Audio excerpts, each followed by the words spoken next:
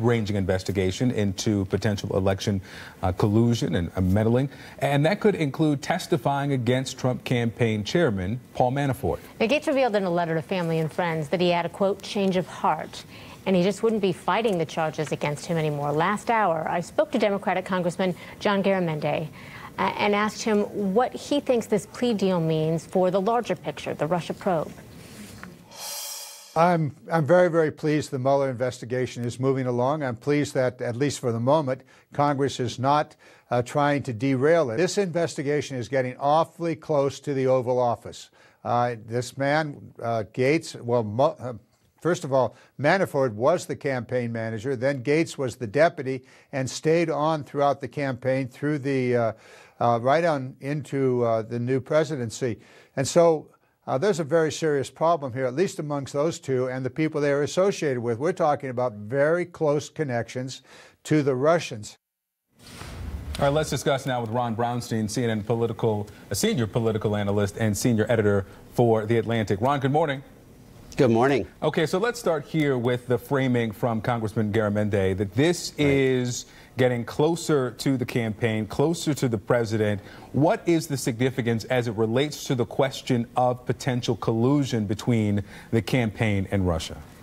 Right. I mean, the first point is that the charges still are not directly associated with the campaign, but it goes with what we have seen from the special counsel from the beginning. First of all, we have learned over and over that the special counsel, Robert Mueller, can keep a secret. In an era of pervasive media, he constantly surprises us, and I think we have to be very sober about acknowledging we don't know what he knows. But clearly, the second point is that he's very organized and methodical, and he works from the outside in. And I think you have to look at this first, the indictment, and then the plea deal from Rick Gates as an effort to put pressure on Paul Manafort, who, as you pointed out, was the campaign chairman, basically the campaign manager for a critical period of the campaign, who now faces some very stark choices about whether or not to cooperate himself with this investigation.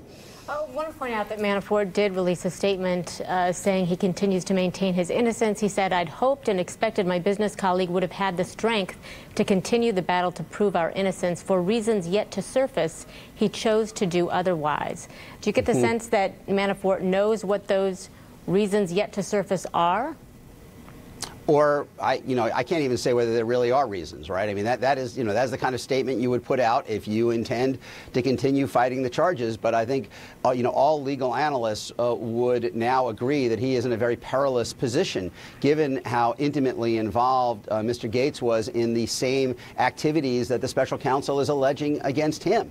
And there's also the question, beyond what Rick Gates can mean in terms of pressuring Paul Manafort, there is his own interaction in the campaign. And as you pointed out, he remained on after Paul Manafort left. During the transition, he was part of a group that was supporting the president. So we don't know. Again, the great caution here is that we don't know what the special counsel knows, except the lesson is that he knows a lot that we don't. So we simply don't know whether Gates has information other than what can put pressure on Paul Manafort. But at the least, we know that he can do that. For months, Ron, there was nothing from the special counsel. We didn't see any indictments. We knew that the work was continuing. Occasionally, there would be a report of someone close to the campaign having to testify before Mueller or a grand jury. And now there's this quickening of indictments and pleas. What do you make of that?